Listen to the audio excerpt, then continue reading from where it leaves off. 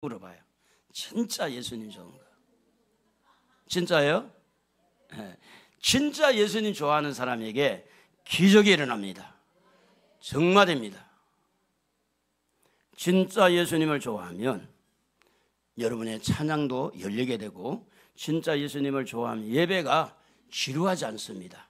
여러분, 우리가 이 땅에 사는 동안에 예수 믿고 잘 돼야 돼요. 할렐루야. 예수 믿고 건강해야 됩니다. 예수 믿고 축복 받으셔야 돼요. 우리는 하나님의 자녀가 됐어요. 당당하게 살아가는 겁니다. 비굴하게 살아가는 게 아니고 당당하게. 예수를 믿는 하나님의 자녀들에게 오늘 특별히 우리는 죄를 용서받았고, 예수를 믿는 하나님의 자녀들에게 성령이 오셔가지고 성령님이 우리를 감동해 주시고 깨닫게 해주시고, 우리가 은혜 생활을 할 수 있도록 성령님이 인도를 해 주십니다. 여러분, 각기 다 뿔뿔이 흩어져 있더라도 그곳에 성령님이 계시잖아요.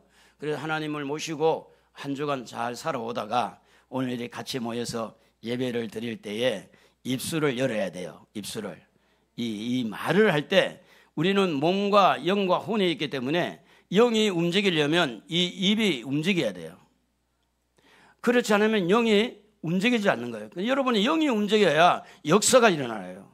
그래서 영이 움직여서 영이 말씀을 들어야 은혜가 되고 이 믿음이 성장이 되어집니다. 기도하면 기도가 응답이 되고 잘 되는 거예요. 저는요, 물질의 복도 경험을 했잖아요. 축복을, 하나님이 주신 축복을 경험했잖아요. 건강의 복도 주님이 지켜주신 거 제가 경험했고 지금도 경험을 하고 있어요. 하나님이 도와야 돼요. 내 힘으로 하는 건 한계가 있습니다. 그렇기 때문에 하나님에게 잘 보여야 돼요. 저는요, 예배 드릴 때 모기가 웽 하고 물었어요. 콧등을 물었어요. 모기를 잡아야 돼요, 안 잡아야 돼요? 어떻게 저리 알았을까? 저는 모기를 안 잡았어요. 처음에 교회에 나와가지고 그만큼 하나님을 집중했습니다. 그리고 모기를 잡는 순간에 하나님을 향하는 집중하는 마음이 약해질 것 같아가지고 진짜 모기를 안 잡았어요. 그러니까 하나님 막 은혜를 쏟아주는 거예요. 은혜를. 그러니까 교회 갈 때마다 남의 이야기가 아니고 누구 이야기? 자기 이야기가 되는 거예요. 하나님을 집중해야 돼요. 여기 서 있는 목사는 아무것도 아닙니다. 여러분이 하나님 만나야 돼요. 하나님의 축복을 받아야 돼요. 우리는 하나님의 자녀입니다. 그렇기 때문에 하나님을 집중하는 사람은 어떤 사람이냐면 설교를 들을 때 아멘을 잘하는 사람입니다. 한번 연습해 봅시다. 할렐루야. 이렇게 하는 거예요. 하나님을 집중하는 사람은요, 아멘을 잘해요. 아멘. 할렐루야. 그리고 이래 손 드는 것도요, 잘 들려야 돼요. 아이고 무거워 하는 게 아니고 할렐루야, 아멘 이렇게 손도 잘 들고 마음이 이렇게 아멘 할 때 마음의 영이 이렇게 열려요. 손을 들 때 영이 열려요. 우리의 경직되어 있는 마음이 열려야 하나님의 은혜가 내 영으로 쑥 들어가요. 그래서 사람이 떡으로만 산 것이 아니고 하나님의 입에서 나오는 모든 말씀으로 산다는 것은 내 영이 하나님의 말씀을 받아 먹어야 은혜가 되고 거기서 기적이 일어나고 능력이 나타나는 거예요. 그래서 병이 고쳐져요. 거기에서 물질의 문제가 해결되어지는 겁니다. 오늘부터 예수를 믿는다 할지라도 그 사람이, 그 성도가 할렐루야 손도 잘 올리고 예수님이 좋다고 말하면서 손이 잘 안 올라갈 수 아파가지고. 그래서 잘 올려보세요. 올리면 손 아픈 손도 낫는다니까. 정말로. 자, 그래서 오늘 예수님이 우리를 위해서 죽으신 것은, 예수님의 십자가 죽으신 건 나를 위해 죽은 것이고, 예수님이 3일 만에 살아난 것은 나를 위해 살아났잖아요. 그분이 나를 살리기 위해서, 여러분 살리기 위해서 예수님이 살아나셨어요. 그런데 예수님이 3년 6개월 동안 공생활을 하는데 예수님에게 많은 사람들이 공격을 합니다. 공격. 그 공격을 할 때 논쟁을 해야 되고, 공격을 할 때 변호를 해야 되고, 그 공격을 할 때 모든 걸 받아서 거기에 대한 답을 줘야 되기 때문에, 그래서 예수님을 공격한 사람들을 추려보면 많은 사람이 있지만 그 중에 바리새인이라는 사람이 있어요. 바리새인. 한번 해봅시다. 바리새인. 바리새인이라는 사람은 종교적으로 그 당시 하나님을 제일 열심히 믿는다고 하는 사람들. 그 다음에 두 번째 서기관이 있어요. 서기관. 따라해보자. 서기관. 서기관. 잘 따라하는 사람이 은혜를 받아요. 서기관. 이 서기관은 뭐 하는 사람이냐? 성경을 가르치고 성경을 카피하는 사람, 성경에 대해서 해박한 지식을 가진 사람, 이 사람들이 예수님을 제일 많이 공격을 합니다. 그리고 따라해 볼까요? 사두개인. 사두개인. 이 사두입니다. 사도가 아니고 사두개인은 뭐 하는 사람이냐? 부활을 믿지 않아요. 천사도 믿지 않아요. 영도 안 믿어요. 완전히 유물론 실존주의 사람들. 눈에 보인 것만 확실하고 이런 사람들인데, 이런 사람들이 예수님을 향해서 계속해서 공격을 합니다. 공격을 할 때 예수님은 그들에게 답을 다 정해주는데, 오늘 읽은 15절을 한번 같이 읽어볼까요? 누가 등장하는지 한번 읽어봅시다. 이에 바리새인들이 가서 어떻게 하면 예수를 말의 올무가 걸리게 할까 상의하고, 여기에 바리새인이 등장합니다. 바리새인이 예수님을 어디에 걸리게 하려고? 올무에 걸리게 하려고. 올무라는 것은 어떤 짐승은 이렇게 이런 철사를 가지고 올무를 만들어 가지고 그 철사 속으로 머리가 쑥 들어가잖아요. 그럼 탁 걸려 가지고 이제 토끼나 노루 그래 잡죠. 그리고 이제 새 올무는 뭐냐? 시골에 이렇게 조그만한 이런 뭘 이렇게 해놔 가지고 그 안에 먹을 거 넣고 멀리 있다가 새가 와서 그 모이를 먹으면 멀리 있는 사람이 줄을 어떻게 해요? 줄을 싹 당기는 거야. 그럼 그거 탁 덮치는 거야. 이게 올무야, 올무. 그 올무는 뭐냐? 잡아먹으려고 하는 거, 잡아먹으려고. 죽이려고 하는 거, 죽이려고. 예수님을 죽이려고 덤벼드는 거예요, 예수님을. 그래서 첫 번째 논쟁의 주제는 뭐냐면 세금 문제입니다. 이 세금 문제라는 것은 경제 문제고, 경제 문제라는 것은 우리의 삶에 가장 중요한 어떤 터전을 자리 잡고 있는 것이 바로 세금 문제고 경제 문제입니다. 그래서 세무서에서 이야기를 합니다. 세금 적게 내는 방법 알려줄 테니까 이번에 강의 들어오라. 세금을 거두는 사람인데도 세금을 적게 절세하는 거. 세무사가 왜 있어요? 우리는 잘 법을 모르니까 세무사가 그것을 수수료를 받고 이렇게 어떻게 하면 절세하는 것을 알려주는 거예요. 세금이 오늘 우리의 삶에 아주 친숙하게 밀접하게 연관이 되어 있는 거죠. 그래서 어떤 면을 보면 이 세금 문제, 경제 문제는 오늘 우리의 삶 속에 가장 깊이 개입을 되어 있는 이 물질의 문제, 여기에 대한 논쟁이 바리새인들과 예수님이 시작이 되었다고 하는 겁니다. 이 바리새인들은 그 올무를 놓기 위해서 속마음을 숨기고 겉으로는 친한 채, 겉으로는 부드러운 채, 겉으로는 아주 얌전한 채, 선한 채 하면서 예수님을 접근해서 예수님이 가지고 있는 경계의 선을 무너뜨리는 거예요. 사기꾼이 그래서 사기를 치죠. 처음엔 아주 친근하게 이렇게 해가지고 속으로는 이 사람에게 어떻게 해보려고 하는 그 사기꾼들. 저도 사기를 많이 당해봤으니까 그 달콤한 말에 자칫 잘못하면 속아서 사기를 당할 수가 있는 거죠.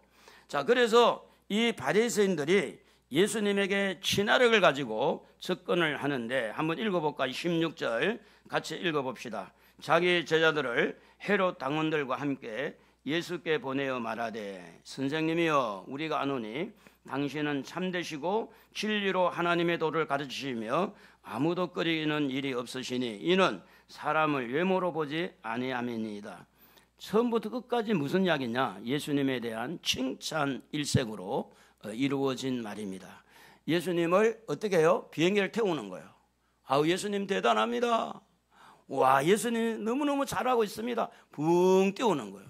그래서 이걸 우리말로 말하면 무슨 비행기라고 그래요? 안 해봤어요? 무슨 비행기? 비행기를 안 타보셨구만.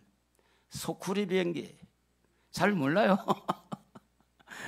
이 소쿠리 비행기 뜬 것 같지만 주산자요. 이 칭찬 듣는 걸 너무 좋아하면 이 자칫 잘못하면 속을 수가 있어요. 칭찬이 잘못됐다는 게 아니라 칭찬 들을 만한 일도 아닌데 칭찬 속에 빠져들면 안 되죠. 근데 예수님은 이 지금 바리새인들의 칭찬에 녹아가지고 그래 맞아 내가 너희들의 선생님이야 내가 참된 것만 가르치고 있어 에? 나와봐라 나 같은 사람이 있는지 예수님이 이렇게 대하지 않았어요. 예수님은 그들의 중심을 보고 그들의 악함을 보고 하는 거죠. 여기 헤롯 당군이 등장하는데 이 헤롯 당군이라는 것은 정치인을 말합니다. 정치인들. 그런데 지금도 제일 논쟁이 심한 것이 어딜까요? 정치 집단이에요. 정치입니다. 지금도 국회는 계속 논쟁하죠. 내가 잘하니 너가 잘하니. 근데 그 속에 내막을 들어가 보면 정경유착이 되어가지고 결국은 이 정치인들의 권력하고 경제인들의 어떤 그런 썸씽이 있기 때문에 사실은 어떤 면에 보면 정치 집단도 경제 집단이라고 말을 해도 과하지 않습니다. 그래서 사실은 좋은 나라가 되려면 국회의원 돈 내놓고 해라. 한 달에 1,000만 원 월급을 받아가는데 한 달에 2천만 원 국가에다가 내놓고 국회의원 해라. 나는 그랬으면 참 좋겠어요. 그랬으면. 그러면 돈 있는 사람 나라를 위해서 그렇게 정신 차리고 제대로 할 거 아니에요. 그런데 선거할 때 돈을 많이 써놓으니까 돈 그거 본전 생각이 나가지고 국회의원은 권력이 있잖아요. 그래서 기업인들하고 손 맞춰가지고 다 짜고 치고 하는 거죠. 그래서 정치 집단의 어떤 면에 보면 경제와 정치가 안 맞는 것 같은데 이 당시에도 정치인 헤롯 당원들과 종교인들 바리새인들이 연합이 돼가지고 누구를 공격하러 왔어요? 예수를 공격하기 왔어요. 예수님에게 논쟁을 합니다. 그러면 예수님을 보고 참되시다 할 때 맞는 말이거든요. 또 가르치는 것도 끄리낌 없이 잘 가르치는 건 맞는 말이잖아요. 사람을 외모로 보지 않고 그 사람의 중심을 보는 것도 맞는 말이에요. 그러니까 이 사탄도 그렇고 논쟁하는 사람들 일부는 다 맞아. 다 맞는 이야기야. 99% 맞아. 어떤 때는 단 1%만 숨기는 1%만. 예언 은사 받은 것도요. 예언을 하고 병을 고치고 많은 역사가 일어나도 조심해야 될 게 있어요. 하나가 99% 맞아도 1% 틀리면 틀린 거예요. 조심해야 돼요. 목회자도 하나님 앞에 정직해야 되지만 성도들 또한 하나님 앞에 정직해야 됩니다. 우리 한번 해볼까요? 세상에는 따라해보세요. 세상에는 공짜가 너무 많다. 공짜가 많아요? 절대 공짜가 없어요. 공짜로 누가 주면 조심해야 돼요. 그 사람이 돈이 많아가지고 공짜를 주는 게 아니에요. 우리에게 있는 뭔가를 끄집어내려고 공짜를 주어서 미끼를 던지는 거지. 그래서 오늘 우리가 사람을 외모로 취하지 않고 중심을 보시는 그 예수님 맞아요. 그런데 이렇게 칭찬 일색으로 되어진 것은 예수님을 뭐 하려고? 올무에 걸리게 하려고 경계선을 무너뜨려서 예수님에게 이렇게 말할 때 싹 빨려 들어와 가지고 그 사람들 페이스에 맞춰서 예수님이 속아 넘어가도록 하기 위해서 이런 나쁜 그런 행동을 한 거죠. 그러면서 그들이 말합니다. 우리 한번 17절을 한번 읽어보겠습니다. 17절. 여러분 성경을 읽으면 더 좋죠.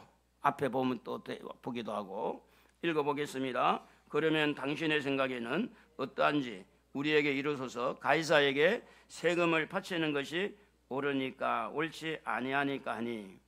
여기에 가이사가 등장이 되는데 가이사는 여러분 아는 대로 로마의 황제입니다. 지금 예수님이 계신 땅은 이스라엘이라는 조그마한 나라입니다. 로마의 이 권력이 이 팔레스타인 이스라엘을 비롯해서 그 지역을 장악하고 있었기 때문에 그래서 로마에 바치는 세금이 있었는데 그 세금은 가이사에게 세금을 바쳤습니다. 마침 우리가 일제 강점기 때 일본에게 공출을 하고 일본 사람들에게 세금을 낸 것과 똑같아요. 그래서 이 우리말로 말하면 일본 사람에게 세금을 바치는 것이 옳습니까? 안 바치는 게 옳습니까? 이렇게 할 때 바치는 게 옳다 이렇게 하면 너는 일본에 가 살아라 그냥. 친일파다. 나라 팔아먹은 매국노다. 매국노. 이렇게 질타를 당할 수 있습니다.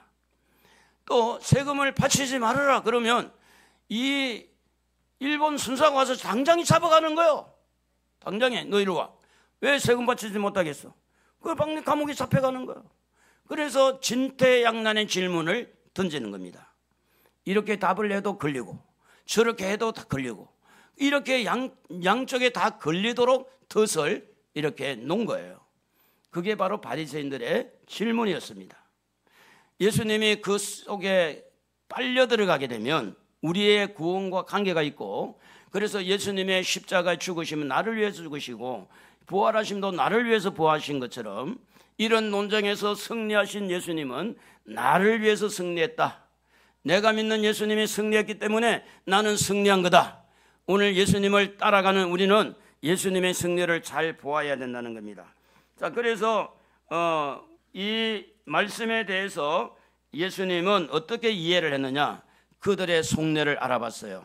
그들 속에 악한 마음이 있다는 것을 아시고, 우리 한번 18절을 한번 읽어보겠습니다. 예수께서 그들의 악함을 아시고 이르시되 외식하는 자들아 어찌하여 나를 시험하느냐. 여러분, 우리가 조심해야 될 일이 뭐냐면 사람의 마음을 알아야 되고 사람의 마음을 얻어야 돼요. 제가 이제 사업을 할 때도 그 보르네오, 선편에서 3일 가구, 리파터 이런 그때 그 당시에는 메이커 가구였으니까 지금은 있는지 없는지 모르지만, 그런데 그냥 가서 물건을 팔 때는 잘 안 팔렸어요. 그런데 그 사장들의 마음을 얻고 나니까 물건이 비싸고 안 비싸고 물건이 좋고 안 좋고 그게 상관이 없더라고. 물건이 좀 비싸도 그 사람은 그냥 사요.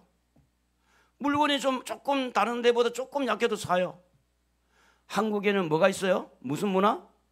정문화가 있어요. 정문화. 한 사람을 얻고 한 사람의 마음을 얻고 그 사람을 인정하고 그 사람을 신뢰하면 우리가 얼마든지 밀어주고 얼마든지 도와줄 수 있는 그런 길이 열린다는 거예요. 오늘 하나님 앞에 우리는 마음을 깨끗하게 가져야 됩니다. 하나님의 마음에 들도록 마음을 깨끗하게 가져야 돼요. 그런데 바리새인처럼 악한 마음을 가지고 예수님을 올무에 빠지게 하려고 그런 마음을 하나님이 모를까요? 하나님이 아십니다. 그래서 심령이 가난한 자는 천국이 저희 것이 됩니다. 마음이 청결한 자는 하나님을 본다고 말씀을 하고 있습니다. 여러분의 마음이 정결하고 깨끗하기를 바랍니다. 예수의 보혈로 씻어서 오늘 여러분 우중충한 그 마음을 깨끗하게 하면서 주님과 만남이 이루어지면 기적이 일어나요. 그러니까 제가 지금 이야기한 그 가구점에서 사장들이 주를 신뢰하고 도와주기로 마음먹으니까 자기들이 그냥 다 물건 팔아주고 수금해주고 하는 그런 기적이 일어나더라고. 나는 그런 기대를 안 하고 있어요. 그런 일이 있는지도 몰랐어요. 하나님이 하시니까 일이 되더라 그 말이에요. 물질의 문제가 어렵습니까? 하나님 마음에 좀 들게 하세요. 할렐루야. 어떤 물건을 파는 것보다 사람을 얻으려고 그래요. 사람의 그 마음을 얻으려고. 예수님은 속지 않았습니다. 바리새인들의 그 속내를 알았어요. 악한 것이 있다는 걸 알았어요. 그들이 나쁜 마음을 먹고 있다는 걸 알았어요. 그래서 예수님께서 이 논쟁에서 그들에게 승리의 깃발을 딱 꽂는데 그게 뭐냐 하면 19절의 말씀입니다. 19절에서 21절을 한번 읽어보겠습니다. 세금 낼 돈을 내게 보이라 하시니 데나리온 하나를 가져왔거늘 예수께서 말씀하시되 이 형상과 이 글이 누구의 것이냐 이르되 가이사의 것이니이다.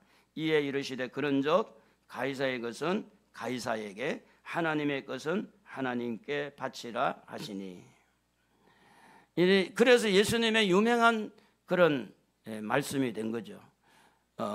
가늠한 여자를 데려왔을 때 예수님이 하시는 말씀 중에 유명한 말씀이 뭐죠? 너희 중에 뭐 없는 자가 죄 없는 자가 먼저 돌을 치라. 그것처럼 가이사의 것은 가이사에게 하나님의 것은 하나님에게. 이런 지혜가 예수님에게 있는지 몰랐지. 진퇴양난이 빠져가지고 완전히 예수님을 그 올무에 딱 잡히게 할 줄 알았지. 그러니 예수님은 지혜로우신 분이에요. 가이사에게도 빠지지 않고, 그리고 이제 그 이스라엘 사람들의 그 애국심 거기에도 이렇게 열심당원처럼 그렇게 가격한 그런 마음도 아닌 하나님의 것은 하나님에게, 가이사의 것은 가이사에게. 그러니까 세금은 가이사에게 바치라. 그리고 하나님에게는 하나님에게 바치면 된다.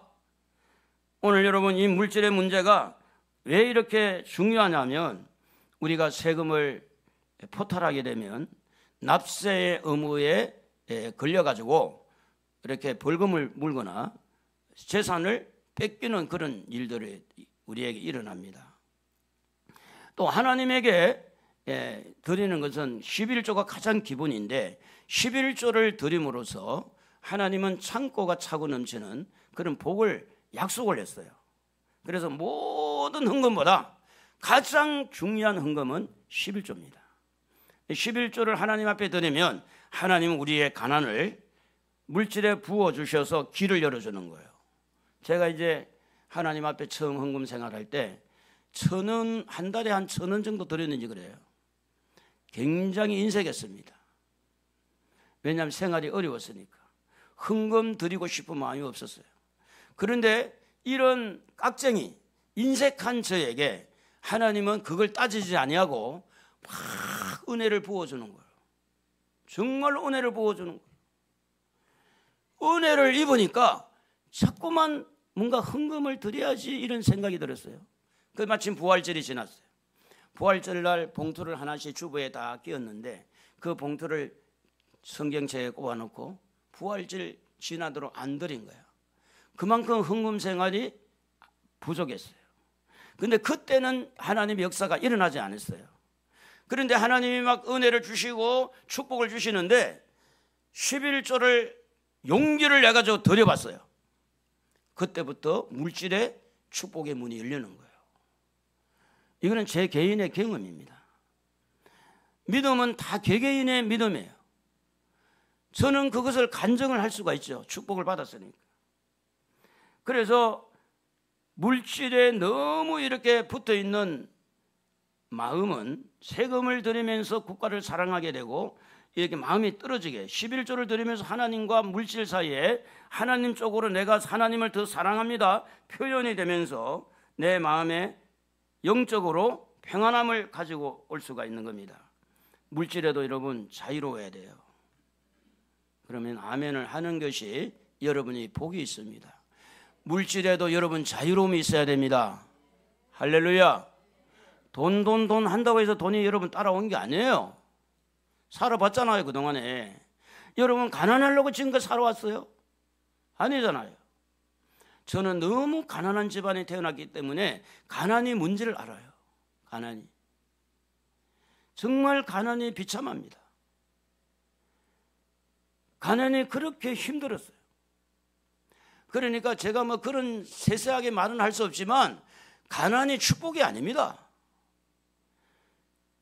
그런데 열심히 노력한다고 일이 다 잘 되느냐? 그렇지 않습니다. 하나님이 도와야 돼요.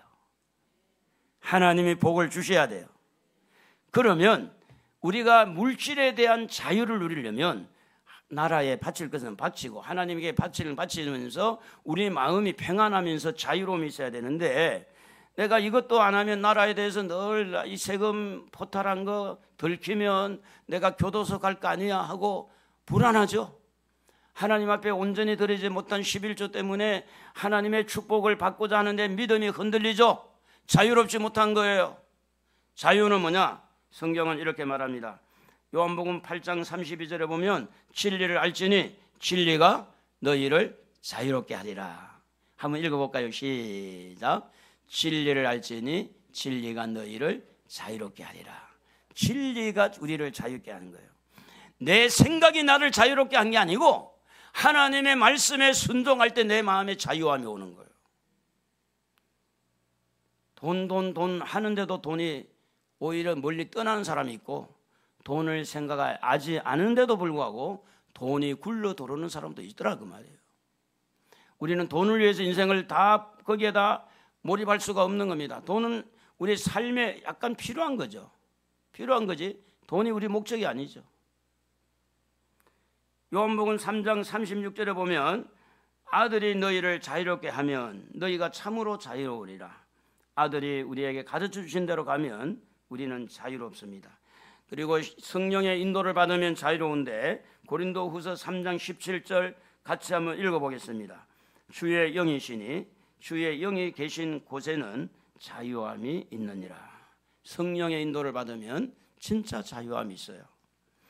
우리 주님이 예수님을 통해서 죄물에 대해서, 세금에 대해서 어떻게 해야 되느냐, 그래야 자유함이, 성령님의 인도를 받고 말씀에 순종하면 우리가 자유함을 누릴 수가 있다라는 말씀합니다. 두 번째는 결혼이라는 문제를 놓고 사두개인이 예수님을 향해서 공격해 왔는데, 여러분 23절을 같이 한번 읽어보겠습니다. 23절.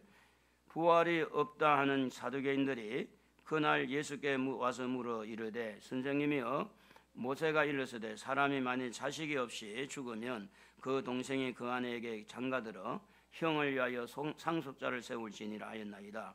우리 중에 칠형제가 있었는데 마지가 장가들었다가 죽어 상속자가 없으므로 그 아내를 그 동생에게 물려주고 그 둘째와 셋째로 7째까지 그렇게 하다가 최후에 그 여자도 죽었나이다.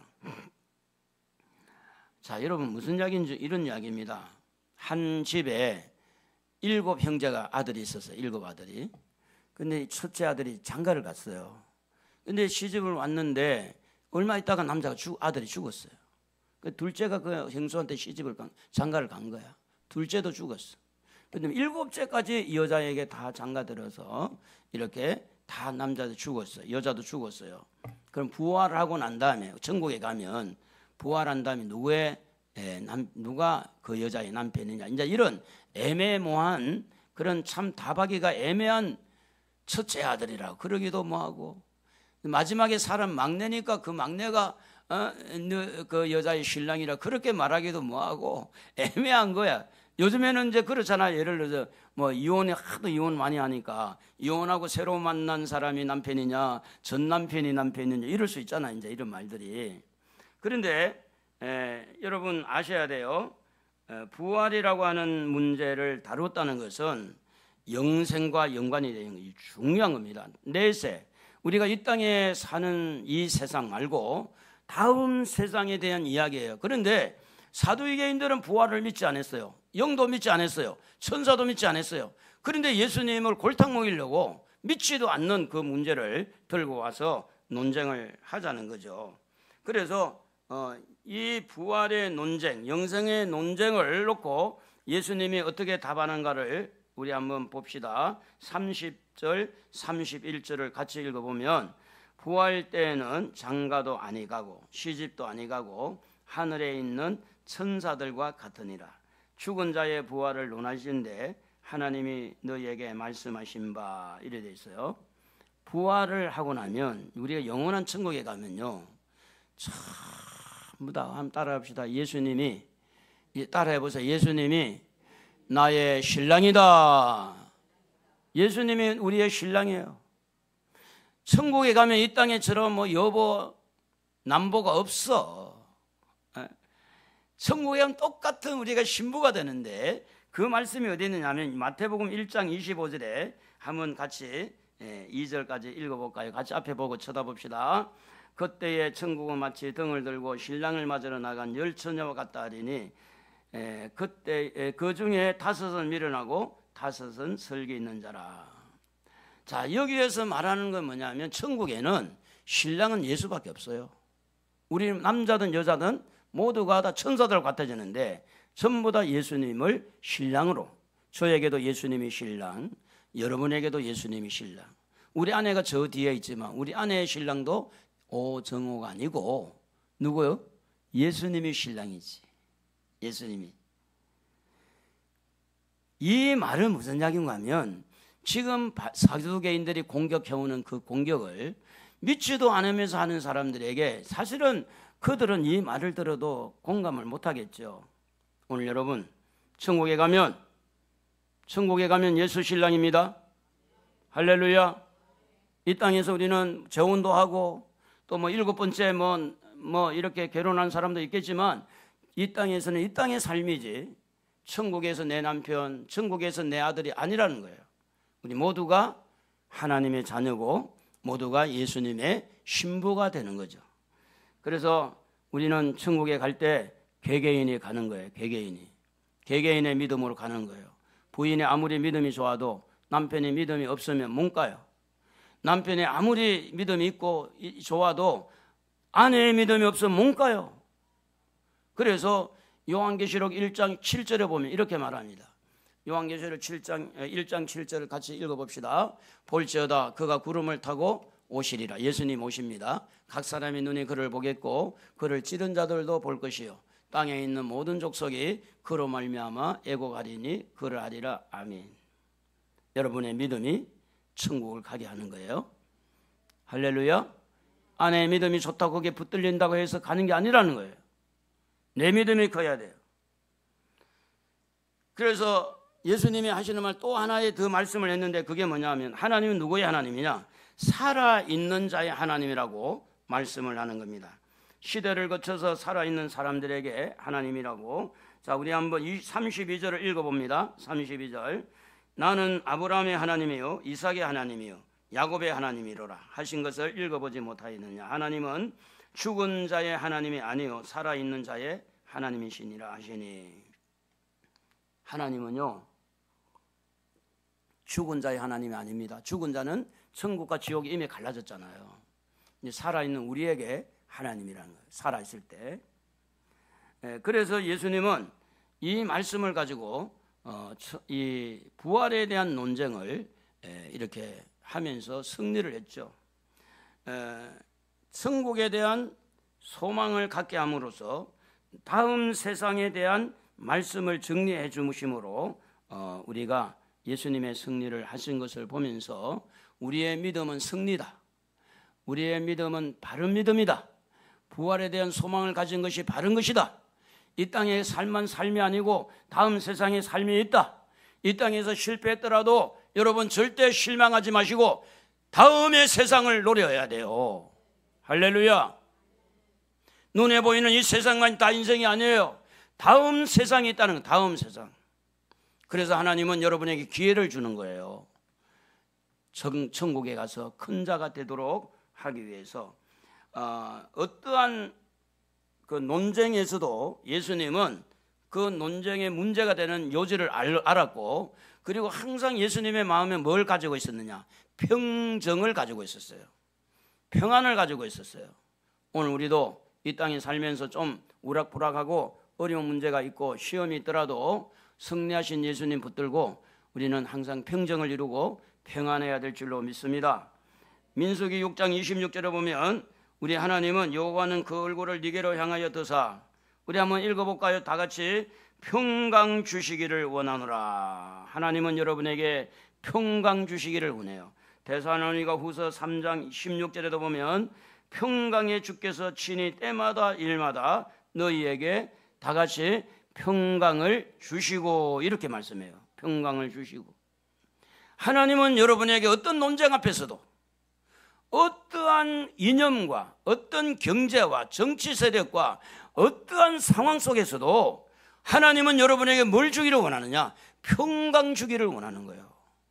저 높은 곳을 향하여 천국의 소망을 가지고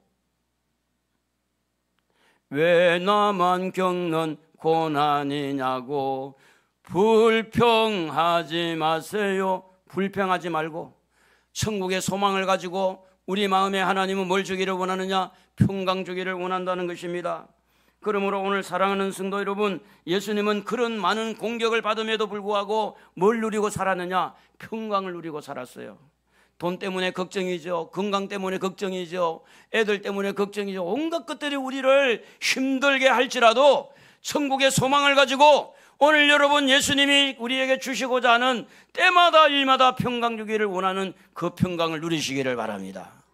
평안한데 축복이 임할 거냐? 아니면 불안하고 떨고 늘 그냥 동굴에 갇혀가지고 조금만 힘들면 동굴에 숨는 자에게 하나님이 복을 주실까요? 오늘 여러분 어떻게 하든지 힘들고 어려워도 사람들과 만남을 기쁘게 여기고 활동하고 땀도 좀 흘리고 등산도 좀 하고 운동도 하고 스마일 하는 곳에 하나님이 사람들을 붙여줘서 뭐 역사가 일어나든지 하는 거지. 맨날 그냥 다 죽어가는 소리를 가지고 아이고 죽겠네. 죽겠네. 거기에 무슨 역사가 일어나겠어요? 거기에 호박꽃 꽃이라고 그러는데 빵긋 웃고 있을 때 벌이 윙 날아와서 꽃가루를 묻혀가지고 저쪽에 가서 묻혀주니까 호박이 잘 튼튼하게 되는 거지. 그냥 시들시들해가지고 호박꽃이 다 시들어서 딱 그냥 오므려져 있는데 벌이 들어갈 수가 없지. 딸을 저를 한번 보세요. 저를 한번 쳐다보시고, 목사님 저를 따라하세요. 까꿍. 쳐다보고 하라니까. 쳐다보고. 목사님 까꿍. 웃음에 삽시다. 우린 천국이 있잖아요. 하늘나라. 그래서 첫 번째 논쟁은 세금 문제였고, 두 번째 논쟁은 부활 문제였고, 세 번째 논쟁이 뭐였느냐? 계명의 문제였습니다. 계명의 문제. 율법을 잘 아는 서기관이 예수님에게 논쟁을 하기 위해서 왔어요. 자, 우리 한번 같이 37절을 한번 읽어보겠습니다. 자, 37절. 예수께서 이르시되 네 마음을 다하고 목숨을 다하고 뜻을 다하여 주 너희 하나님을 사랑하라 하셨으니. 38절. 이것이 크고 첫째 되는 계명이요 둘째도 그와 같으니 네 이웃을 네 자신과 같이 사랑하라 하셨으니 이 두 계명이 온 율법과 선지자의 강론이니라. 율법은 주로 뭘 말하느냐? 모세오경을 말해요. 모세오경이라는 것은 창세기, 출애굽기, 레위기, 민수기, 신명기를 모세오경이라고 그럽니다. 유대인들은 지금도 그 토라라고 해서 자녀들에게 그 성경을 외우게 하고 이렇게 머리 미간에도 붙이고 손목에도 하고 실제로 그렇게 해요. 이 유대인들은. 그래서 세계적으로 노벨상을 제일 많이 받은 사람이 누구예요? 유대인이잖아요. 그렇죠? 유대인. 미국의 그 많은 부자 나라의 3분의 2의 돈을 누가 가졌다고 그래요? 유대인이 가졌다고 그래요. 그러니까 이스라엘이 잘못했는데도 미국은 어쩔 수 없이 이스라엘을 도와줄 수밖에 없는 그런 이제 상황이죠. 그런데 그 어디서 그렇게 그들이 축복을 받을 수 있느냐? 이 토라, 모세오경. 지금도 그들은 그걸 가르치고 그걸 미간에 붙이고 그렇게 해요. 그런데 이제 이 율법에 대해서 박사인 이 서기관이 와가지고 예수님, 율법 중에 어느 것이 제일 큽니까? 라는 논쟁을 하게 됩니다. 뭘 크다고 이야기해야 되느냐? 만약에 살인하지 말라 그걸 거기에 따는 것은 뭡니까? 하나님 말씀을 격화시키게 되는 겁니다. 그래서 예수님이 하시는 말씀이 하나님을 사랑하고 이웃을 사랑하는 것이 계명 중에 제일 큰 계명이다. 옆에 분에게 인사합시다. 해봐요. 마음이 움직이는가? 사랑합니다. 해봐요. 속에서 거짓말. 사랑하기는 뭘 사랑해? 다시 한번 해보세요. 사랑합니다. 이쁘게. 사랑합니다. 사랑해요. 서울에 가면요, 제가 이제 치과를 한번 가봤는데 치과가 사랑해요 치과가 있더라고. 사랑해요 치과. 그 치과가 얼마나 이렇게 사람들을 사랑하는지는 모르겠는데 그 이름이 그런 치과가 있어요. 근데 사랑해요 그래. 사랑해요 치과. 여러분, 사랑은 모든 법을 아우러서 안을 수 있는 것이 사랑입니다. 사랑 안에 긍휼이 있고요, 사랑 안에 용서가 있습니다. 그래서 하나님을 사랑하게 되면 모든 것 다 그 안에 포함이 되어 있어요.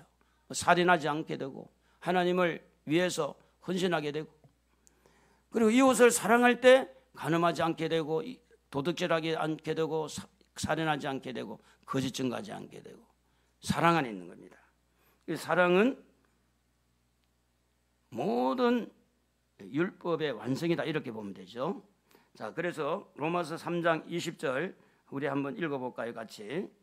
로마서 3장 20절. 그러므로 율법의 행위로 그의 앞에 의롭다 하심을 얻을 육체가 없나니 율법으로는 죄를 깨달음이라. 그래서 어떤 율법 중에 어떤 것이 최고 큽니까? 라고 묻는 자체가 그 율법으로 의롭다고 생각하는 그런 생각이 있었다면 잘못된 거죠. 율법으로는 딱 한 가지입니다. 죄가 죄인 것을 깨닫게 하는 것이 그 목적이에요. 율법으로는 절대로 구원을 받을 수 없고 율법으로는 죄 문제가 해결이 안 됩니다. 그런데 그것이 어떻게 해결되느냐? 예수님이 십자가에 죽으신 것은 하나님의 사랑입니다. 우리 한번 해볼까요? 하나님이 세상을 이처럼 사랑하사. 저를 한번 따라 봅시다. 손을 이렇게 내밀어 봐요. 손자들은 내가 가르쳐 주면 돼. 손 내밀어 봐. 손 있는 사람, 없는 사람 내지 말고. 자, 해보세요. 하나님이 세상을 이처럼 사랑하사 독생자를 주셨으니 누구든지 예수 믿으면 멸망하지 않고 영생을 얻으리로다. 요한복음 3장 16절. 요한복음 3장 16절에 보니까 하나님이 우리를 사랑해서 2024년 전에 예수님이 이 땅에 오셔가지고 그 사랑 때문에 우리의 허물과 우리의 죄를 다 짊어지고 예수님이 십자가에 죽으셨기 때문에 사랑으로 우리를 살린 거예요.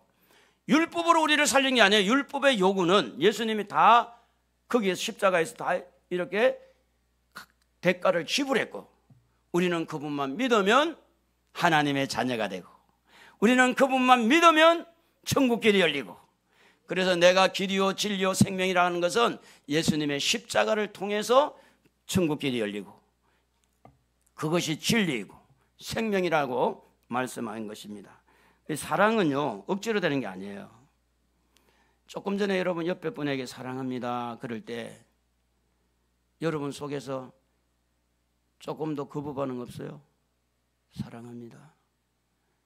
웃기고 있네. 진짜 나를 사랑한다고? 두고 볼 거야. 여러분, 내 몸같이 사랑하는 거 쉬운 거 아니죠. 그런데 마음이 동하고 움직여지면 내 마음같이 사랑하게 되고, 하나님을 사랑할 때 마음을 다하고 뜻을 다하고 힘을 다하고 목숨을 다해서 사랑한 것도 사랑이 내 속에 들어오면 그렇게 되어지는 거예요. 그래서 이 세 번째 계명의 논쟁을 할 때 예수님이 이긴 것은 뭘로 이겼어요? 사랑으로 이겼어요. 예수님은 승리하신 분입니다. 세금 문제에 논쟁할 때 예수님은 승리했어요. 부활의 문제 논쟁할 때 예수님이 승리했어요. 또 계명의 문제를 놓고 이야기할 때 예수님이 승리했어요. 오늘 우리는 예수님을 믿습니다. 승리하신 예수님을 믿습니다. 예수의 승리는 내 승리입니다. 예수님이 승리해서 길을 열어놨어요. 그렇기 때문에 오늘 우리는 예수님을 따라가는 겁니다. 예수님이 여러분을 사랑해서 이렇게 십자가에 죽으신 것이 최고의 사랑인데, 고린도전서 13장 8절에 보면 이렇게 말씀을 합니다. 사랑은 언제까지나 떨어지지 아니하되 예언도 패하고 방언도 거치고 지식도 패하리라. 고린도전서 13장 13절에 보면 믿음, 소망, 사랑 이 세 가지는 항상 있을 것인데 그 중에 제일은 사랑이라. 갈라디아서 5장 22절에도 보면 오직 성령의 열매는 사랑과 희락과, 이 사랑에서 출발하는 거예요. 사랑과 희락과 화평과. 사랑이 최고다. 오늘 여러분 주님을 닮으십시다. 사랑하며 삽시다. 할렐루야. 하나님 사랑합시다. 그리고 이웃 사랑합시다. 옆에 분 있는 분 사랑해야 돼요. 우리 옆에 분이 악수 한번 악수. 사랑합니다. 악수 한번 하세요. 사랑합니다. 진짜 사랑합니다. 그게 바로 뭐냐 하면 승리하는 거예요. 승리. 사랑이 승리하는 거예요. 제가 여러분 승리하는 길을 열어줄게요. 여러분은 이 보자기를 내면 돼요. 보자기. 저는 뭘 내느냐, 주먹을 낼게요. 주먹은 뭐냐, 우락부락한 죽을래? 가만 안 해도. 이게 근데 사랑이라는 것은 이 보자기로 싹 싸는 거야. 그냥 화가 나서 그럴 때 얼마나 힘들어 그럴까 이렇게 안아주는 거죠. 자, 저 여러분 오늘 승리를 좀 한번 해드리고 싶어요. 자, 손 내주세요. 손. 자, 가위바위보 할 때 이러면 나처럼 내면 안 되고 보자기 내는 것이 가위바위보. 왜 주먹 내야 그래? 주먹 싸우자는 거예요? 다시 한 번 떼면 안 되겠어요. 다시 가위바위보. 여러분이 다 이겼어요. 여러분 사랑으로 이기시기 바랍니다. 가족들 사랑하십시다. 할렐루야. 속 썩이는 자식도 사랑합시다. 남편도 속을 좀 썩이지만 사랑합시다. 주님이 이 사랑으로 승리한다는 말씀을 우리에게 주신 겁니다. 여러분, 돈 때문에 많이 걱정하잖아요. 경제 문제에서도 자유로워야 되고 승리하셔야 됩니다. 그리고 생명이신 부활 생명도 우리에게 주셨으니까 부활 소망으로 승리하시고, 또 율법보다 사랑이 중요하다는 걸 알고 우리 모두 승리하는 여러분 되기를 주의 이름으로 축복합니다.